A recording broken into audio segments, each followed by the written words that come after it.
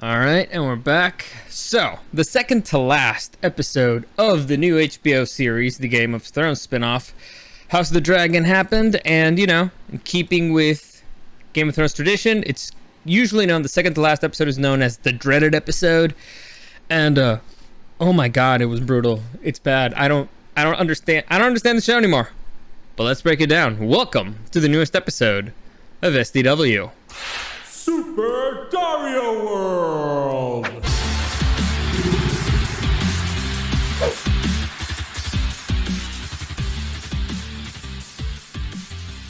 Yeah, like I said, terrible episode.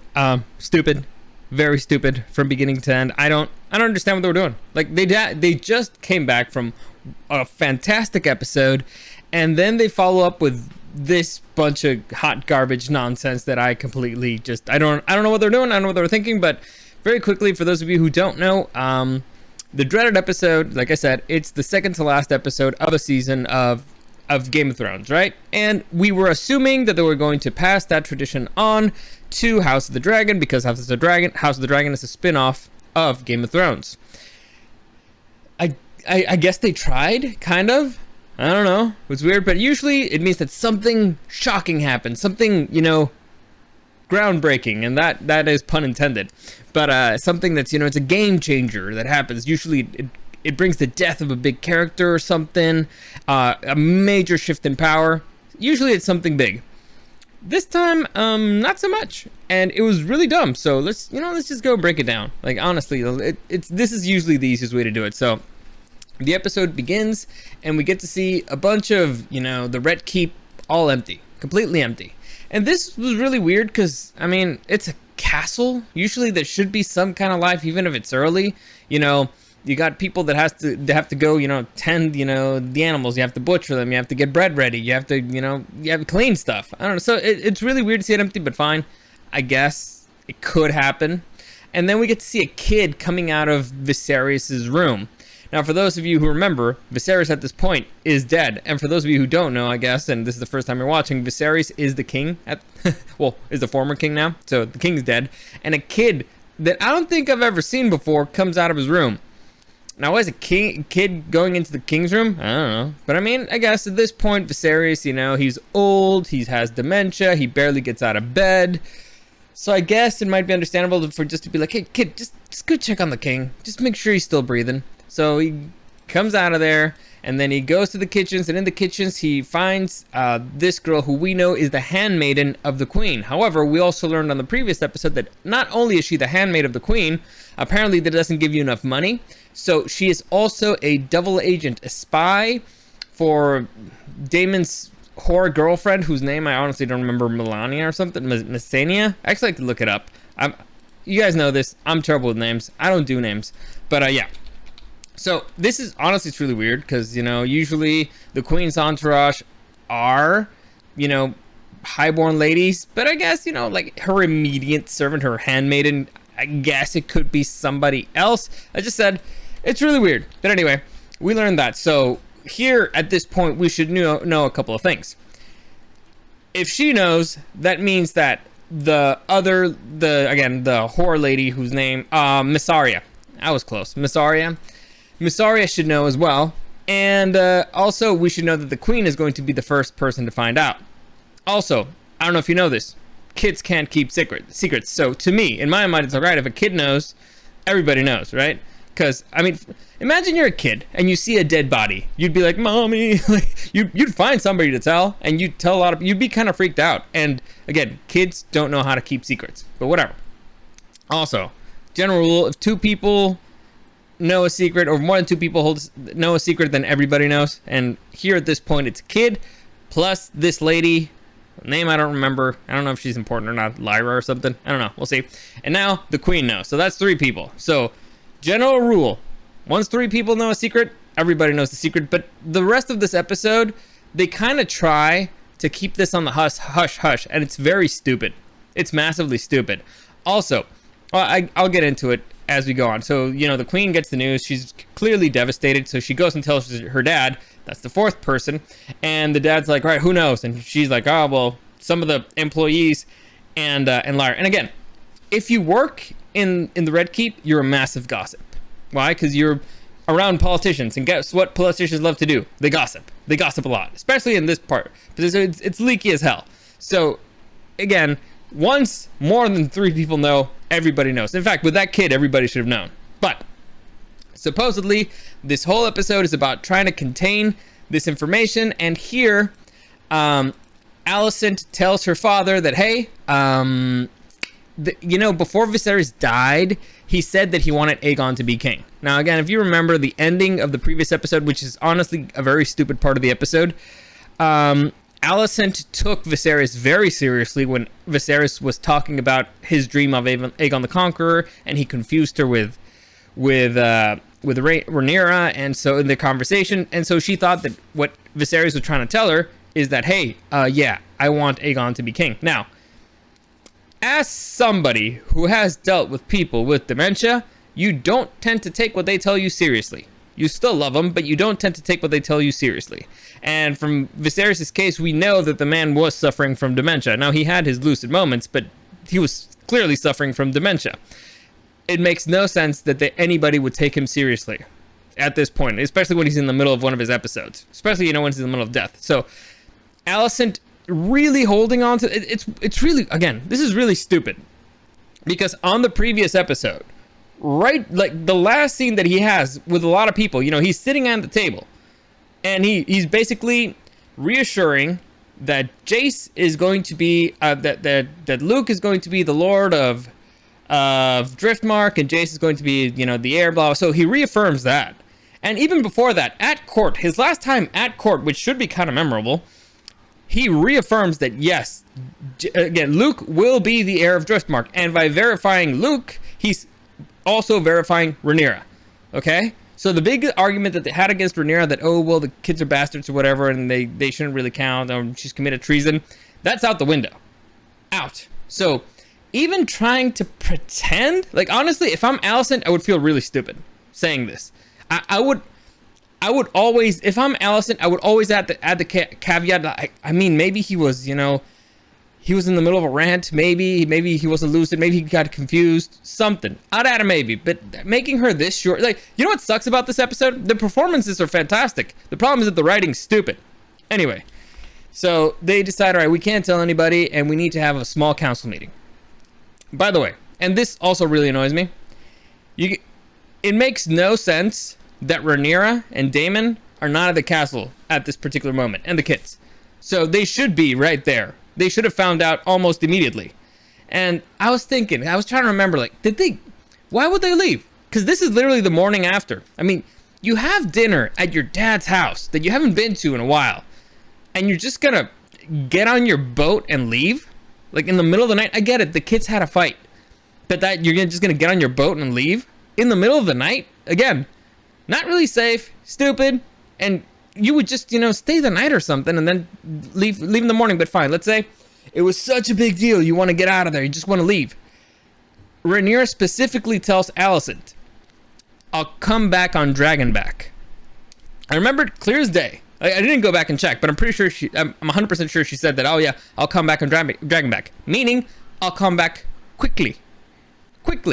And you guys, I've shown you the map. You know the map. Dragonstone is like, I don't know, an hour flight away from King's Landing. It's not far. So she could have been back there the same night, or that next morning for breakfast, have breakfast with her father, who she saw is not in a good condition. So throughout the entire episode, there should be a feeling of urgency here, not to keep the secret, because the secret's stupid, but because Rhaenyra is coming, and once Rhaenyra gets here, we're screwed. So that's the feeling that they should have been pushing throughout the entire episode, not to keep it hush-hush, but, the urgency that once she gets here, everything's done. So they didn't do that, which is stupid, but all right, okay. Listen, I mean, it's not like they're getting paid millions of dollars to write this stuff. Well, not millions, probably the writers got a few $100,000 or a few thousand, but still. They're getting paid a lot of money to write really stupid stuff. Anyway, let's continue. So we move on to the small council meeting, and these stupid little balls that for the life of me, I don't understand why they keep using them, what they symbolize, nothing, but we finally understand what they were for. So we'll get to that in a minute. Anyway, so in the small council meeting, here Alicent finds out that, hey, yeah, well, apparently we've been planning to, usurp Rhaenyra this whole time with Aegon, but now we don't have to feel guilty about it because you're saying that Viserys was cool with it, even though nobody else saw him say it, and you are massively biased in this situation, blah, blah, blah. Now, again, here we go to one of the two biggest flaws of the show. You don't feel like it's something that is inevitable. The betrayal, the coup, you don't feel the groups forming. You don't even know who's part of which group. And here, again, it's really stupid because these are characters they could have used the entire time. Again, Lord Lannister here, he clearly has his own plans, clearly has his own machinations, and it sounds like even if Viserys hadn't said that, he was still going to proceed with a coup. Why? Because it's not about what Viserys wanted, it's about what they wanted. And what they want is the power. So they're going to back the person that would give them that power. Yes? Does that make sense? Is everybody with me here? Sure. So, if they were going to back Aegon anyway, they would also have to be pushing the things that would make Aegon more likely, right? He's the firstborn male heir. Do you want to change tradition throughout Westeros? Now, can any other firstborn daughter take over the inheritance of a firstborn heir? I can guarantee you there's a lot of lords who would be like, the fuck they will. And also, they got to push, secretly the whole like, hey, yeah, Rhaenyra's kids, they're bastards, so she's committed treason, so she's not reliable, and she's also with Daemon Targaryen, who's crazy, who's a warmonger, who's a traitor, he'll just decapitate you if you look at him weird, which like he did on the throne room. He just decapitated a Valyrian like it was nothing, and there was no consequences to him. So again, stuff like that, it would have been fun to see. Again, they can't hold back the tide. That throughout this entire show, they try to make it feel like it's actually a family, like an internal family affair, which is a big mistake. Sure, it started from there, but it became bigger. And even if Alicent wanted to, she cannot hold back the tide. And they haven't shown that in this entire show until kind of here, when they're like, well, I guess we can continue doing what we were doing. And you were just a dumbass this entire time. So, again, bad writing. They didn't do it. They didn't earn it. And so there's one lord here who's like, what the fuck are you talking about? Even the maester? Like, everybody? What? Am I the only, like, I think it's Beesbury. Lord Beesbury, like, am I the only one here who's not crazy? And so he starts speaking out against everybody, like, no, my word means something, yada, yada, yada, blah, blah, blah. And so he gets pretty much killed for it. So he gets killed by, let me see if I can find it, by Sir Criston Cole, because he kind of insults the queen. Now, the way that he kills him is really bizarre. Like, honestly, like, couldn't they, like, a little bit of choreography here would be good. And now, again, now we finally understand why the balls are here. Because somebody at some point was like, we need somebody to die on this table. Well, what can we have on this table? How about if you have, like, a little ball that goes into somebody's brain? That'd be so cool. And yes, that's the only purpose for those little fucking balls. That's the only thing I can think of. Unless it's, all the other things I can think of are massively stupid. This is the only thing that actually kind of has a purpose, and the purpose is really stupid. Anyway, going back to choreography. Criston Cole tells the guy to sit down. So he grabs him by the shoulders and he's pushing down. The way that this guy dies is that he gets pushed forward. So the whole, if you're gonna, again, it's one of those things, like, if you're gonna kill a guy, just kill a guy. Like, if he would have been like, shut the fuck up, boom, and he pushed him forward, again, to smash his head against the table, I'd be like, all right, fine, he wanted to kill him. But the whole sit down, it was an accident thing, you were not pushing in the right direction. And so it looks really weird, it looks really stupid, and the death by a big, like, marble ball is really stupid. It's one of the dumbest deaths I've seen in Game of Thrones, by a lot. And we saw dudes getting eaten by crabs, who, by the way, for some reason, did not die when the tide came up. So whatever. So then that leads, the commander of the Kingsguard, whose name I do not remember, to pull out his sword and be like, Sir Criston Cole, like, remove your sword and remove your cloak. You're basically under arrest because you just murdered a member of the small council. And Sir Criston Cole pulls out a sword on him. And here's, they do things that I feel sometimes it's on purpose just to piss me off. Let me see if I can find, like, the exact image that I'm talking about here. So, come on. All right, there you go. Okay, so Criston Cole does one of the dumbest sword stands I've ever seen in my life. So he does. You know how sometimes when they do gangster movies, they try to do like they point the gun like to the side because they think they look badass. Kristen Cole kind of does this with a sword.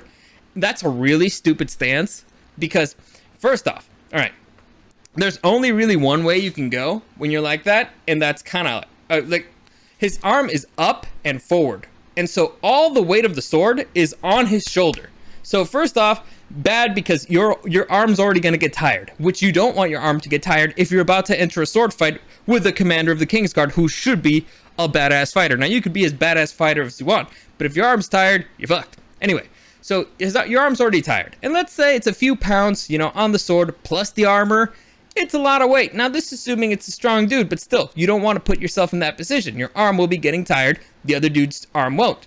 And so, now, the only thing you can do from this position, the way that his hand is locked to the side, his shoulder's locked to the side, so the only thing he can really do is kind of push forward. And so the other guy, all he has to do, like if he wanted to, is just pull up, down, guy's dead. Or he could just, step to the side, dead. So, again, really stupid stance. And if anybody just knew anything about fighting or sword fighting at all, they would have been like, wow, this is a really stupid idea. If the actor would have been like, hey, my arm's getting kind of tired. Should I really be standing like this when I'm about to face the... It was stupid, all right? But it's like these little things that it's like, are you kidding me? This is on top of you killing a dude with a ball that clearly was only put in this room just so you could kill that specific guy. Really? Come on. You have money. You can buy better writers. You can hire choreographers. You can do better. HBO, do better. This is a big franchise. Show it. Anyway, so that stupid thing happens, and then they continue this conversation basically of betrayal, and the Lord Commander actually shows some honor. It's like, you know what? I answer to the king. I won't answer to anybody else until there's a king, then I might do stuff. So it's all right. So he did kind of similar to Barristan. Well, Barristan Selmy was very different. He was like, I'll cut through all of you like cake. Ugh, that was great. And he got fired. But anyway, so it's one of those things that's like, all right. Listen, I respect it. He left. He was, what does he call it? Poncio Pilato? Pilatus? I don't know how you even say his name in English. In English. I don't know how you say his name in English. But it's like, I'm washing my hands of this. You solve this. I ain't gonna be the guy crowning the next king. Anyway, so he walks out of there. And, basically, everybody is like, yeah, Alicent, we're doing this with or without you. And she's like, oh my God. So again, really good acting. But this leads to the debate of, well, what are we going to do with Rhaenyra? The biggest topic of conversation here, the girl who said who's coming here on Dragonback. She's coming there on Dragonback. That should be a topic of conversation. But everybody's like, no, well, what should we do? Should we send her a note? Should we send her like a deal? What should we be doing? What's the situation? Now, honestly, if it were me in their situation, I'd inform her immediately. And the second that she gets there, I'd imprison her and her children, like immediately. Just be like, hey, like a quick. In fact, I'd send somebody on Dragonback immediately. Be like, Viserys is dying. He wants to see you. Get over here immediately. Like, there's no time to waste. So she gets immediately on even on the same dragon that you're on, so she gets there and then you got her, or at least take some of the kids prisoners. Something. That's what I would do. But again, these people clearly are not as smart as me. So what their plan is, we're gonna send somebody to imprison them in their own castle where they're surrounded by their own fucking guards. Smart, really smart. I'm sure it'll work out well. This is the best idea. Their island that's filled with dragons. This is a smart idea. This is a good plan. I think it's going to go very well. I think they already won. Anyway, so they're like, oh, well, I'm not going to kill Rhaenyra. Which, again, Alicent is a dumbass. If you're going to do a coup, do a coup. This is my problem. If you're going to do something terrible, do something terrible. I hate this whole, like, oh, we want these characters to still be kind of ambiguous. Like, they're not bad, but they kind of are. Like, no, come on. Like, if you're doing a coup, commit a coup. Like, if you're actually going to be evil, be evil. If you're actually going to be good, be good. If you're going to have principles, have principles. But, or, put the character in a situation where it's them or the other person. Make Alicent feel that either she does this or her kids are dead. All right? Like, if the Lord's there would be like, listen, if Rhaenyra is king, we'll kill all of you. We'll kill your entire family. Then she'd be like, all right, okay, let's fuck Rhaenyra. But they're not doing it. Why? I don't know. But again, I guess I do know. Shitty writers. But let's continue. So Allison decides, all right, we're just gonna capture them because I guess that's a smart idea. And Allison goes to her room to talk to her daughter, and Aemon One Eye walks in, and basically, it's kind of like when she lets them know, like, hey, your dad's dead. Now, I don't think in the entire show we ever saw them have a conversation with Viserys, but all right, I guess they really loved him. See, again, flaws of the show. You should have seen the father be a father to the kids, have a relationship, hang out, like play with the miniatures, tell them about dragons, something. But they never did it. Why? Because they wanted to rush through so many things on this show, and it doesn't really make sense because it makes us not care about a lot of stuff. Anyway, then we see the Lord Sir Otto speak with one of the Kingsguard who's a twin, which, by the way, this show already has too many twins. Like, we have these two, we have Daemon's girls, and what are the other? I think there's another group of twins. Oh yeah, the Lannisters are twins. There's too many twins on this show. It's very confusing. But anyway, the Kingsguard twins, and he basically was like, hey, where's Aegon? And they're like, I don't know. It was like, but aren't you supposed to be, watching over him? He's like, yeah, but, he's sneaky. He told me not to, and so I have to follow his orders. Anyway, so I didn't. And so Otto's like, all right, go find him and bring him here to me. You idiots. So they go off and do that. So the twins are on that mission. Lady Rhaenys in the meantime wakes up, and she realized that she's been imprisoned. Oh, she's been locked in her room. Now, if you guys remember, there's like a bunch of secret passages in the Red Keep, and it's kind of really crazy that Rhaenys hasn't discovered one. I guess it's normal. It's not that normal, but I guess it's believable that she didn't know that there were secret passages there, and so she's trapped in her room. Now, I don't know if there's any guards there, but I don't think there's any guards. And all right, this is actually a smart idea. Imprison her. She is one of the most important prisoners you can ever have, and we'll get to that in a minute. So anyway, let's continue. So she's caught, and then for some reason they're putting a bunch of like the employees in cages. So again, this is really weird, because at this point they put them in cages so that they won't tell anybody that the king is dead. But at this point, everybody knows. It's impossible for everybody not to know. At this point, it's beyond ridiculous that like all of these people haven't said shit that the king's dead. Okay, like they probably can't hold their gossip about who kissed who. And you think they're gonna be able to hold in the king's dead? They'll be like, don't tell anybody else. But the king's dead. Like, oh my god, really? I won't tell anybody. And they're like, hey, don't tell anybody else. But the king's dead. Oh my god. Or you think that information wouldn't be worth money to any of them? Seriously, imagine you're that little kid, and you're like, you go outside and you go, to one of the shady people, and you're like, hey, I got the biggest news ever. Like, really? Yeah. What's it worth to you? Like, how big is it? Like the biggest news in the country, or in the whole kingdom. And he'd be like, wow, I'll give you like a gold coin for it. And he'll be like, sold. I'll give you a piece of candy. And he'll be like, cool, give it to me. Anyway, that's how it works. But whatever. We're supposed to pretend that nobody said anything. Nobody. They're super secretive. These lowborns are super deviant. Anyway, so Alicent knows that Sir Otto, for some reason, is going to be chasing after Aegon, so she sends Kristen Cole to find him, and Aemon's like, hey, I know my brother, so I'll help you find him. So they go to Flea Bottom to find to go through a bunch of whorehouses so they can find where Aegon is. Now, in this whorehouse, we learn who the girl that Aemon lost her virginity to is, and I think, for a prince, he could have done better, but whatever. And clearly that he's not there, but she kind of points them in a direction, whatever. Then we get to see Sir Otto basically asking everybody, like, are you with us or against us? So they bought a bunch of lords, they brought him into the throne room, and he's like, hey, are you with us or against us? And now this is a situation where every single person in that room is a hostage. Every single one of them. You wait till later on asks them, like, what's your allegiance? But what do you feel about this? But honestly, you don't really ask anybody. You just keep them there. And you're like, hey, congratulations. You live in the Red Keep now. Why? Because, we don't want to take a chance that, your family might change their mind. And then afterwards you find out who's loyal or not, and then you can let them go. And by the way, at this point, you should kind of know who's on your side and who isn't. And so those people you don't even have to ask.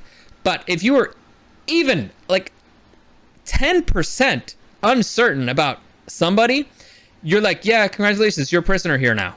Yes, because we don't want to risk that your brother, you know, the Lord of the Lord of the Twins, will not be on our side. So congratulations, you're all hostages.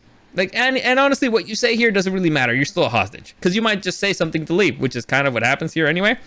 So we get to see this whole grandstanding thing, like a dude pretends like one of them is like, no, like my word means something, blah, blah, blah. So that guy gets imprisoned, but everything else, and that chick gets imprisoned, but everything else, like the whole thing, stupid. But I guess they were trying to show, you know, like, oh yeah, the Greens, they're making moves, man. They're taking prisoners. They're demanding alliances. Again, everybody in there could have lied, but whatever. So in Flea Bottom, they continue trying to find Aegon, and then we have this scene where there's a fight club with little kids, and I'm just like, they're going out of their way to make you hate Aegon. And to me, this is a fight club with kids fighting, you know, they're sharpening their teeth, they have claws and stuff, and then you find out that one of the kids there might be Aegon's son. Now, here's the thing, Aegon, we don't see him there. So he may or may not be a part of this, but so far we only have one person's word for it. And that person kind of happens to be a traitor, but whatever. So they're trying to make you hate him, like, oh man, what a piece of shit. Like, he's making little kids fight for sport. And what is all of this? Honestly, I'm gonna be completely honest with you. The concept of little kids fighting each other does sound hysterical, but it doesn't particularly sound interesting. Like, they can't really fight. Like, if they would have made, I don't know, like a bunch of like bum fights or whatever, I'd be like, all right, I guess that's a fight. You would bet on that. But little kids, like one or two bumps in a kid's kind of funny, but you know, there's such a thing, kind of like humanity, and you'd feel bad for the kid and stuff. So like this being a whole thing, I think it would get old pretty quickly, because again, kids don't have that much strength. They can't really hit that hard. Like, just, you know, from a sports perspective, it doesn't seem, forget about the humanity side. That's just completely abhorrent. But as you know, as a sport, it doesn't seem like that interesting. Like, I've seen little kids play soccer. It's mind-numbingly boring. I don't think that watching kids play do box is gonna do any better. But whatever. You know what? I've been a little kid, and I've been in karate tournaments. I've been in judo tournaments, and you know, looking back on it, it sucked. We really sucked. But anyway, what was I even saying? Oh yeah. So they're going out of their way for you to just hate Aegon. So on the previous episode, they told you, you know, he's a rapist, you know, because he raped the girl. And on this episode, like, oh yeah, well, he fathered a bunch of bastards, and he put them, basically, he made them slaves, and they're in the middle of like little kid fights, you know, kid fight clubs and stuff. And you're like, why won't you show us these things? You keep telling us, but we don't see Aegon actually do stuff that would make us hate him. Like, again, there's a difference between do and say, and we haven't seen Aegon do things. Like, again, maybe he did it, but we should have seen him do it. That way we'd be like, oh man, what a piece of shit. And they're really just, again, they're going out of their way to try to make you hate him. You know, characters, you should hate them naturally by what they do. They don't have to think of like the most horrific things, and oh yeah, and this person's doing, no, they just make them do horrific things. And so again, it just, I mean, I don't know why, but clearly the writers of the show have a bias towards Rhaenyra. I do not get it. I don't understand it. She's a rapist and she's a horrible mother, horrible daughter, horrible niece, horrible. Well, maybe, I guess in certain circles, some people would be like, she's not that bad. But to me, it's like, that's horrible. She's horrible heir, horrible princess. I'm not on her side whatsoever. And so, since she's horrible, they have to artificially make the other guy even worse. So it's like, really, there's no good option. So maybe, I guess, because we kind of like Daemon, even though Daemon is a murderer. And so it's like, who's worse here, the rapist or the rapist and the murderer? I don't know. So they're trying to really go out of their way to make you hate the Greens, which, again, you could have just made this even more fun. Like, they could have just made, you know, maybe the Greens are right, but you just don't like them because, you know, they're dicks. Like, that's actually a valid argument. It's like, all right, they're right. Sure, Rhaenyra did rape Sir Criston Cole. And sure, Rhaenyra, is, a horrible heir. And it was a horrible daughter. And sure, Rhaenyra, is, what is it? Would be a terrible choice, for queen. And sure, Rhaenyra did father a bunch of bastards, which is actually treasonous to the crown and could have started a war with the Valyrians and all this stuff, and she actually should be decapitated for it.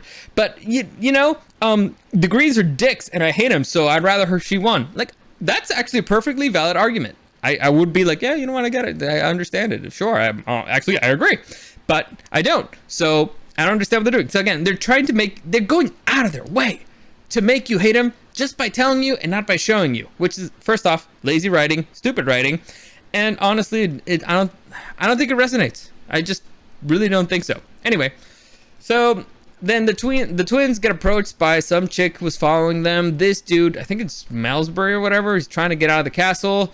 These two dudes continue, in their search for Aegon. Again, there's this whole big plot storyline of them just trying to fool. Where's Aegon?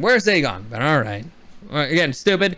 This guy gets captured before he escapes, and basically gets beheaded. And these two decide to make a deal on behalf of the Hand with this random chick who's like, hey, I know somebody who you're looking for. And they're like, all right, tell us. She's like, no, my boss will only tell the Hand. So this is extremely stupid, but I'll get to why in a minute. So, all right, because there's a point where it gets really stupid. Anyway, that guy gets caught, and he's like, hey, were you going to tell Rhaenyra? Now, I don't understand how the moment this man got captured, he couldn't think of a lie.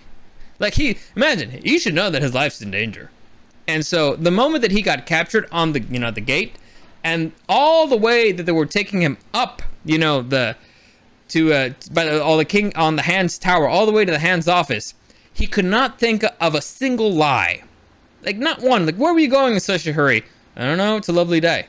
I have business to do. My life still continues. Oh, I have to do this over there. I have to do that over there. My daughter's sick. I have to go get medication. I'm doing this. I'm doing that. I have to, something massive happened. I need to go inform my family members where there's stuff that we need to do in order to help the new princess and the new king. There's a million and one excuses. The fact that he couldn't think of anything is beyond me. I guess they really wanted to kill him.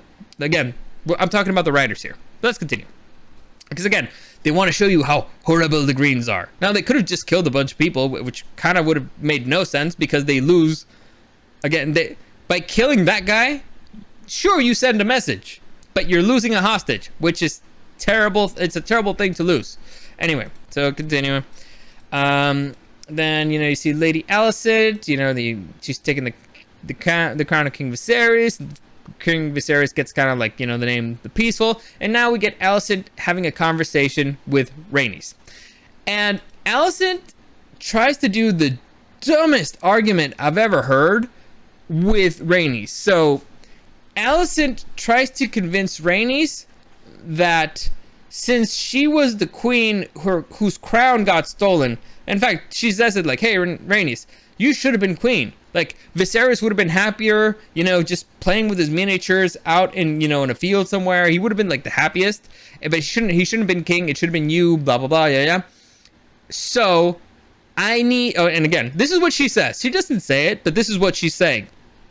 So since you should have been queen and your crown got stolen from you, I need you to help me steal the crown from Rhaenyra. That's what she said. Which is the dumbest argument to try to use with Rhaenys. Like, hey, you remember how much it sucked when your crown got stolen? How about if you help me do that to somebody else? Now, there's a million lines of attack that you could do with Rhaenys. Like, hey, they cuckolded your son. That was actually a pretty good argument. They I don't know. Listen, the whole thing about, the daughter being killed, I don't know how that has to do with anything. But, I guess you could throw it. Honestly, I wouldn't have mentioned the daughter at all because clearly they had a good relationship, and now she's got the other girls. Anyway, it's stupid, and so I wouldn't have used that as an argument. I would have been like, no, yeah, like they insulted your family. They were trying to take your family's inheritance, your husband's inheritance, all this stuff. They humiliated you. They spat you in your face. You know this. They were lying. They forced you to lie. They're trying to pretend that you're stupid, that you're an idiot, that you don't notice everything that's going on around you. Blah blah blah blah blah. So you could have used stuff. But the argument that she tries to use is the dumbest argument that they could have used with Rhaenys. Are you kidding me? Anyway, so here finally Rhaenys mentions like, where's my dragon? Why am I here? And so it's like, oh, finally they mention that she has a dragon, which is kind of a big deal. And I do not understand why this has not been mentioned on every single episode so far, who has a dragon, but whatever, doesn't matter. So again, the negotiations don't go that well, but she's like, hey, yeah, think about it. I'll come back later. Or actually, no, let me know when you have an answer. So they leave her there. Again, we continue with this whole storyline of trying to find Aegon. And here we have Mysaria meeting with Otto Hightower and her basically telling him like, hey, give me money and I'll tell you where Aegon is. But more importantly, I want you to stop the kid fight clubs. So again, as far as stupid storylines go, they introduced something on this episode. And all of a sudden, this, I want to, not even B tier, C tier character, all of a sudden it's like, no, this is the most important thing to her. I want you to stop the little kid fight club. Now, she could have gone directly to him as, you know, a concerned citizen and been like, hey, yeah, they're doing like kid fight clubs there, and they, you know, it's horrifying. You should really stop it. But I guess, you know, that would have been, you know, stupid. But and so it's something just introduced, and I guess they introduced it as an excuse for her to have this conversation. I don't know. And also, let me just add a little something here. In general, when a character's, you know, trying to be secretive, they tend to use like a code name. And her code name is like the White Worm. They do that so they could remain secret, so that people don't know who she is. If she wanted people to know who she was, she would say Mysaria, right? That's how that will work. So her showing her, first off, demanding that the Hand come and meet her face to face is beyond stupid. Like, honestly, if I'm Otto Hightower, I'd be like, oh, cool, now I know who I should get killed. Like, all right, this chick is dead because she's trying to order me around. Done. Dead.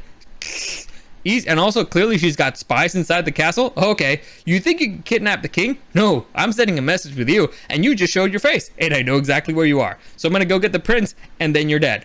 So this is stupid. This is just beyond stupid. But all right, I mean, this is the direction they want to go because they want to have these characters have a conversation about kids that they were in. It's stupid. It's beyond stupid. But let's continue.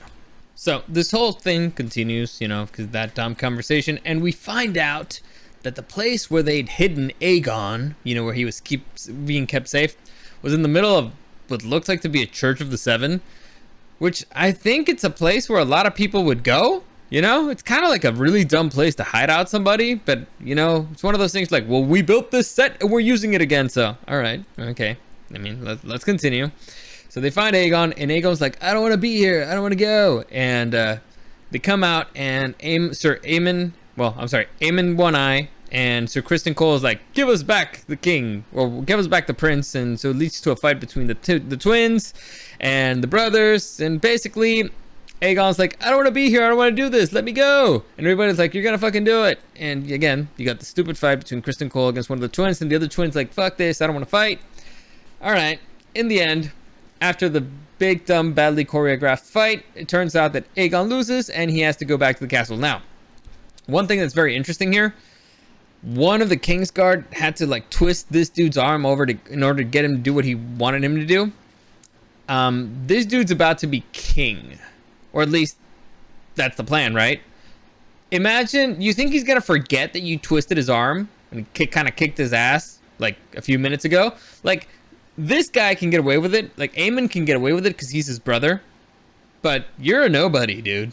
Let's just say, you know what? Kudos to you for doing your duty when you were ordered to. But yeah, I can guarantee you that dude's probably gonna lose his head, or he should. And I actually get to see, you know, like Sir Otto making his plans, making his moves, and Alicent showing up to telling him like, I have Aegon, so this is how things are gonna work. Now we get this really stupid scene, and I hate this stupid trope of, this is all your fault. If I had my own way, I wouldn't have done this, yada yada yada, blah blah blah. We've seen Alicent for a while, and she was for a very long time by herself, and she made a lot of decisions, and she kind of got herself in the mess that she is in now. Again, she could have not seduced the king. She could have tried and failed. She could have done many things. But Alicent trying to take away her own agency and blame her father for the situation that she's in, which is, again, a pretty good situation, is stupid. Alicent is a player in the Game of Thrones. She's actually a pretty good player. She made it all the way up to queen. She didn't just do that because her father put her in the right spot. It helped that her father put her in the right spot, but she took herself the rest of the way. It's like maybe the father was the head coach, but she was the quarterback. She managed to play she threw the ball where she had to. She made the right calls. She did everything right, and she ended up being the queen. Again, don't take away her agency. I don't understand why people do this. Maybe for sympathy or something. It's stupid. I don't get it. Makes a character look weak and pathetic when they shouldn't be. They're actually, like, it's actually kind of impressive what she managed to accomplish. Don't take that away. But again, they're stupid. So they have this conversation, and basically it ends with Alicent saying, "This is what's going to happen. Sir Criston Cole is going to be the Lord Commander of the Kingsguard, yada, yada, yada, blah, blah, blah." Actually, nothing really important. And now we're going to crown my son, and we're going to give Rhaenyra terms that she could actually accept. There's no terms that Rhaenyra is going to accept, but all right, whatever. You can be delusional if you want. So then we have a conversation. We have this really weird conversation between Alicent and Clubfoot, where basically Clubfoot gives her information and she shows him her feet. Listen, I don't get this whole thing. Like, I don't get why she keeps this slimy dude, why she was friends with him this entire time, why she wasn't freaked out, why she immediately knew that all he wanted to do was to see her feet. I don't know why she was okay with him jerking off while looking at her feet. This is all really weird. It's really bizarre. I'm not a feet guy, so I don't really understand it. But I think that even if I was a feet guy, I would still not understand it. This is just stupid. I think they wanted to show her kind of willing to prostitute herself in like the cheapest way possible. I seriously don't get it. But okay, it was a scene and it happened. Moving on. So, by the way, Alicent looks very disturbed that, oh my god, I'm doing this and it's gross. Like, you chose to hang around with that guy. You could just not hang around him. You could just switch him with somebody else. You just be like, hey, this dude killed his dad and his brother. Arrest him. But, listen, I don't get it. But all right. Next, again, we get to see like a bunch of people being sad. Then Rhaenys was released by one of the twins. We're gonna call him the good twin, I guess. The one who did not want to fight and was like, no, this is wrong. And again, Rhaenys not having a guard is one of the dumbest things I've ever seen. She should have been massively under guard. Because again, one of the most important hostages that you could have in this upcoming situation, and you don't put guards on her, is stupid. It's massively stupid. But all right. Let's assume that one of the Kingsguard shooed the other guards away. It's still stupid. It should not have happened. And again, just bad writing overall. One of the more ridiculous situations I've seen. Then supposedly they're trying to get to the Blackwater, and somehow they get caught up in the crowds and all this stuff, and he loses, touch or communicate. The Kingsguard loses where the hell Rhaenys is, and they end up all the way at the Dragon Pit. Now here's the thing. Well, again, I already told you where they went, but here's the thing. The Blackwater is that way, and the freaking Dragon Pit is that way. So one would be behind you, the other one's like to the front. So the direction that we're going makes really no fucking sense. Why didn't the guy take away his Kingsguard armor? I don't know. But all right, I guess. Bad. I don't know, costumes. I don't know. It was stupid. Then we get to see this scene where Aegon's talking with Alicent, and for one shocking reason, Aegon is the first voice of reason in this entire episode, where he's like, yeah, my dad didn't like me. He had 20 years to make me the heir. I don't believe you, Mom. I think you're lying to me. And Alicent basically confirms, like, no, yes, it is. He did it. I swear, blah, blah. Like, he did. And Aegon's like, but he didn't like me. I don't get it. And so, listen, I can understand a mom convincing her son. Like, but I don't know. I guess they didn't try this hard with anybody else. But again, it's mother and son, I guess. And he really wanted to believe it. So again, the people who really wanted to believe it, I can understand them believing it. It's everybody else who I'm like, seriously? Like, you're believing that? And nobody else is there? No other witnesses? But fine. In the end, like I said, they managed to go all the way up to the Dragon Pit. Now, actually, I was a bit confused at first. Because I thought that they were gonna go to the Great Sept of Baelor, you know, but like the big church. But again, then I remembered, okay, the Great Sept of Baelor did not exist then, but they still had like a big church, the big cathedral. And the one thing that we know about the Greens is that they're very religious. They made a point of mentioning that in the previous episode. They believe in the Church of the Seven, the seven. So it should be a big deal for the king to get crowned in front of the seven. But no, they go to the dragon pit instead. And all right, I guess, it makes kind of sense. The dragon pit's bigger. They can hold more people in, so they want a bigger audience. I guess that makes a little bit of sense.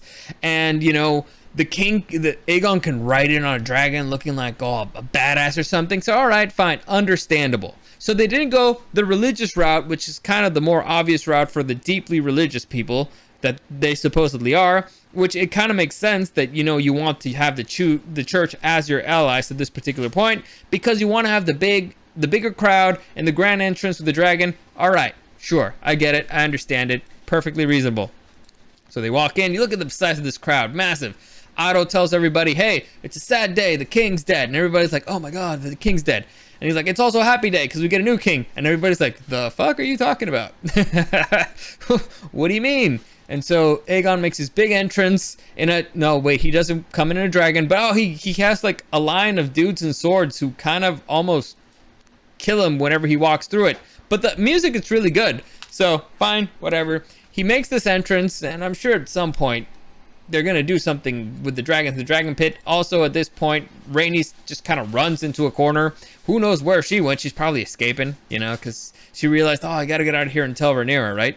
Anyway, so they do this whole coronation thing, and for some bizarre reason, the person who's putting the crown is not the High Septim. It's, again, the deeply religious people, and you would expect it would have been, like the equivalent of the Pope, but no, it's Sir Criston Cole, the commander of the Kingsguard, who crowns the king, which is bizarre and stupid. Whatever. So Aegon's turning around, he's like, all right, I'm the new king, and honestly, this is pretty good acting from the dude.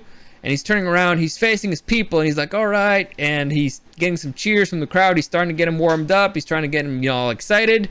And out of nowhere, boom! The ground just busts open, and out comes Meleys. Now, for those of you who don't know who the fuck Meleys is Rhaenys' dragon. The dragon who hadn't been mentioned throughout in the entire series. And out of nowhere, it turns out that actually she's a dragon rider, and she actually is riding one of the bigger, grown-up dragons, and she's actually pretty dangerous, but they hadn't mentioned that in the entire show. Anyway, yeah, so she busts through the ground. Now, this also kind of annoys me. A dragon breaking the ground like that is pretty much insanity without crushing her. Because you see, the ground's above you. And it looked like, like rock. Like, that thing has to be solid because dragons land there. They shoot fire and stuff. So it's like pretty solid rock right there. And so the dragon to go up, well, the rock has to go somewhere, right? And dragons are lizards. And lizards can compress. They can go through like really small holes. So her not being injured whatsoever in this situation, and the dragon actually being able to break the ground like that, is insanity. Like, it's not a mole dragon. But all right, listen. It's not like this is the stupidest thing ever, because we're about to see the stupidest thing ever. So Rhaenys looks out of there with her dragon, and now we understand why they were at the dragon pit. So that we could have a badass dragon fight between, the Greens and Meleys and Rhaenys, and it's going to be badass. All right, okay, cool. We're there. I get it. We understand it. And then, so Rhaenys is, facing the Greens with her dragon, and then the dragon does nothing. And no other dragons come out. And so Rhaenys, being able to stop this whole situation and kind of get vengeance and get everything ready and fixed, decides to do nothing and walk away. And so she just flies away, and we don't get a dragon fight. We don't get anybody killed. We get absolutely nothing. Nothing. So the dreaded episode ends with nothing whatsoever. Nada. Zero. Zip. And Rhaenys doing the dumbest thing I've ever seen any character do, right next to not putting guards in front of her bedroom door. I don't know what the show is anymore. I don't get it. We had a really, really crappy episode with really, really stupid jump the shark level stuff. Then we had a phenomenal episode, and then we're back to jumping the shark in the dumbest way possible. None of these things had to happen. But they were all forced. Again, why the dragon pit? Makes no sense. Oh, you're building up a dragon fight. Oh wait, no, nothing. It was just this, and this was nothing. I don't get it.